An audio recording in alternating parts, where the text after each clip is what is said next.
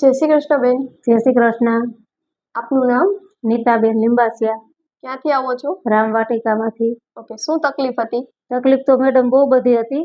Okay, તાવ હતો, ઘૂંટણ દુખતા, પછી બે ખંભા દુખતા.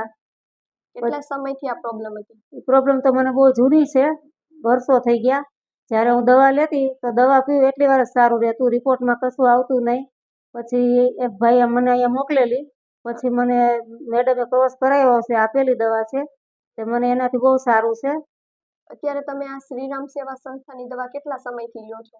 અત્યારે લગભગ આ ત્રીજી વાર બતાવવા આવી છું મેડમને. એટલે 1 મહિનો થયો? હા, 1 મહિનો થયો. ઓકે, 1 મહિનો થયો. 1 મહિનામાં તમને કેટલું રિઝલ્ટ દેખાય છે? બહુ સારું દેખાય છે.